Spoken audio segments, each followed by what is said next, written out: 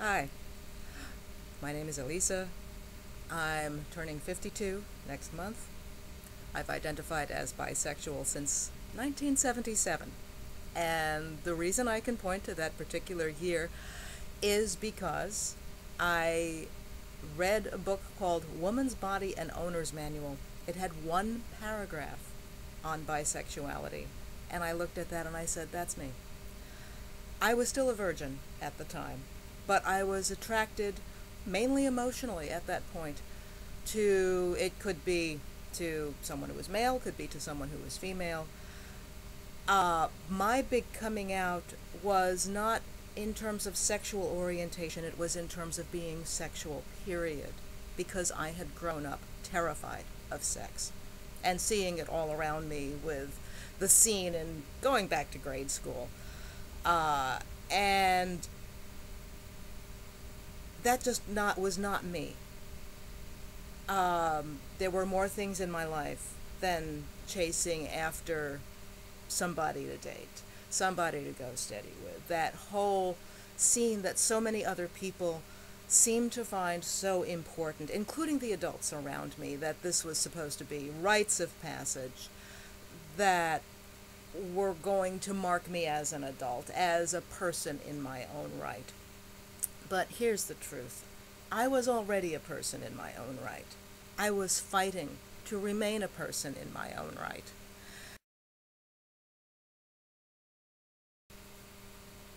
It gets better. Trust me, it gets better. You have to tough it out 1 second, 1 nanosecond at a time, if it comes to that. I never, for 1 second, imagined when I was a teenager that I would be alive as I'm alive today. That I would be alive as I was alive in my 20s, doing what I did. And then in 30s, 40s, now in my 50s. And I don't know what's coming. I don't know what my 60s will be like, my 70s. I'm hoping that I will live that long to find out. It took a concerted effort when I was a teenager to find my will to live. And once I did, it became so powerful that it's allowed me to do what I've done. And that's really the main ingredient of being able to accomplish what I have. That simple will to live.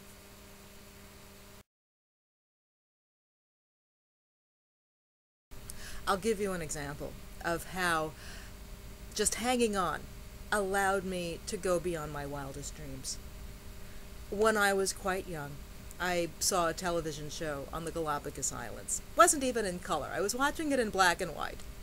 But what struck me about that show was that all the animals there had no fear of human beings, and that was amazing to me.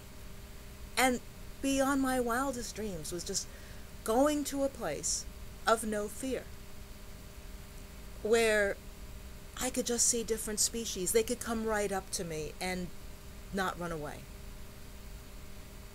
And in 1984, when I was 25 years old, I spent a week on a 40-foot fishing boat with 11 other people. Talk about your lack of privacy. But we had a tremendous time. And we spent a week in the Galapagos Islands. And I had taken my dream vacation. I had gone beyond my wildest dreams because I never thought I would get there. I never thought I would get close. I had no idea what was going to happen in my life. And we're not talking about an expensive trip, because there are expensive trips to the Galapagos. I'm talking about a week on a 40-foot fishing boat with 11 other people. And we had a blast. I never dreamed that that would be possible for me. And yet I did it.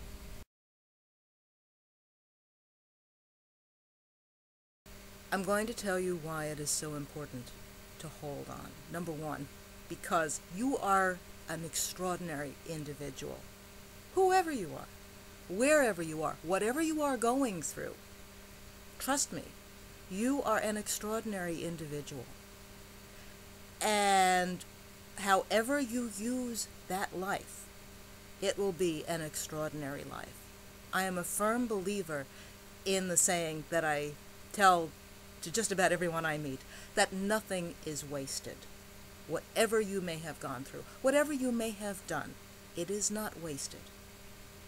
It is valuable in terms of being who you are, in terms of living your life. And another reason it is so important to hang on is that as a minor, if you are under 18, this society does not recognize your personhood the way it recognizes the personhood of an adult. And once you reach that stage of adulthood, you will have the legal rights of an adult. The responsibilities also. But the rights to live your life rather than having people dictate to you how to live your life, who have the power, the legal power, to dictate that to you. Legally, it is so important for you to hang on, to get to that point where you have that legal power to act on your own behalf.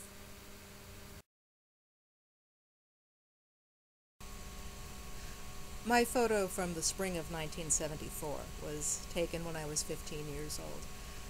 If you had come across me at the time and place that photo was taken, which was in my high school hallway, I would have tried to convert you to my belief system, which included alternate universes and time cycles and Star Trek. And I, at the time, had an alter ego who was my future life and served aboard the Enterprise, which existed because of alternate universes and time cycles. And this fantasy figure was extremely real to me, as were the people around her.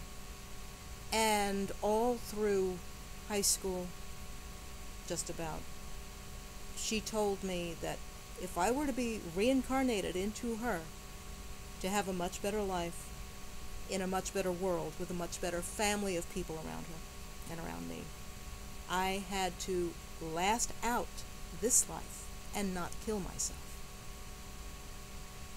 And my belief was so powerful that a couple other people joined me, and we had this shared fantasy life going. I don't know how much they believed, if at all. One of them said that she started finding that she was kind of believing it too, just because I was so persuasive. But it was a way to help us cope with life around us. And near the end of high school, my two friends with whom I'd collaborated in this fantasy kind of went boy crazy. And I felt completely abandoned. A number of things were happening. I was losing them to boys. You know, there was a boy I went out with, but we were not boyfriend and girlfriend. We made it clear we were just friends. But my girlfriends were off with their boyfriends, and I was under so much pressure to conform. And I tried just to get people to shut up when I was about 16 and doing the whole makeup and everything else, and I was miserable. And I said, screw this. If this is what the world wants me to be, then I can't be in this world. And when I had given up that fantasy life, because I was of an age where it just kind of, I couldn't hold on to it. I was anorexic for a year, and then I was bulimic for 7 years. And it had nothing to do with body image. It had to do more with the fact that I didn't feel as though I had a body. And with people nagging me about my weight, I said, okay, this is a way to shut them up. Fine, you don't want me to eat too much? I'm not going to eat at all. And so as a result of the bulimia, especially, my teeth decalcified. I've been told by a doctor that I'm lucky to be alive, and that was, about 20, 25 years ago that I was told that. Um, and I learned to take better care of myself and to really pursue my dreams, because it was that or bust.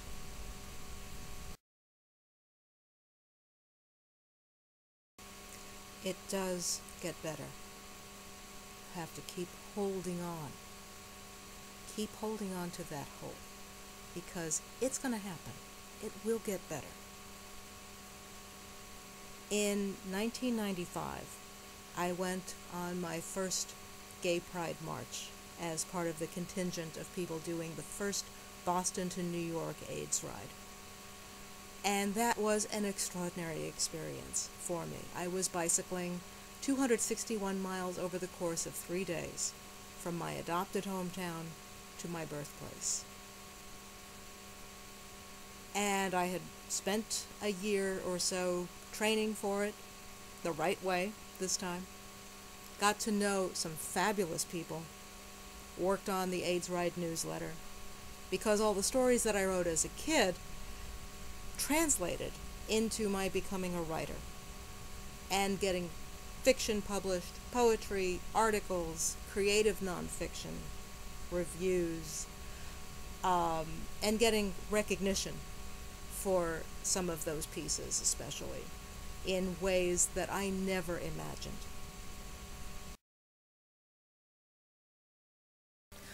While I was training for the AIDS ride, I was also in a writing group at the Cambridge Women's Center. And there I met my partner, Mary. We are celebrating our 15th anniversary this December. And we started out just writing, sitting across the room from each other, and taking notice of the other person. I admired her ability to stand up for people and to really speak her mind when she spoke, because she's normally very soft-spoken. And she was admiring what I was doing, training for the AIDS ride. She thought of me as the austere woman in the bun. Of course, the bun is gone now. I had been in relationships previously, including a traditional marriage, but I have not felt from anyone the kind of love that I feel from Mary. And it's a kind of love that I did not think was possible. I had felt romanticism that I didn't think I was capable of feeling. I enjoyed a second childhood, and a third, and a fourth, and a fifth, because the first one wasn't all that great in many respects. And I never, as a teenager, thought that I would experience any of this. I had not even imagined any of this. I was busy imagining alternate universes because they were easy, they could spring from my head. But as to what my life was going to become, I hadn't had a clue. And in many respects, even on the cusp of 52, I still don't have a clue. And that's part of the mystery and ultimately the treasure of living.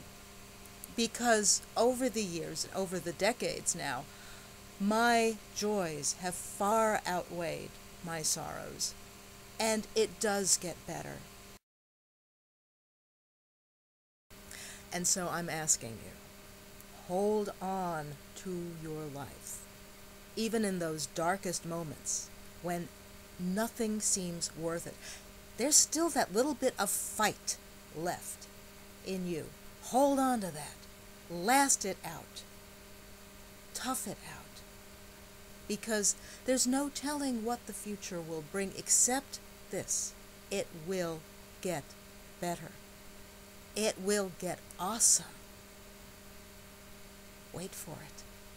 Believe in it. It's coming.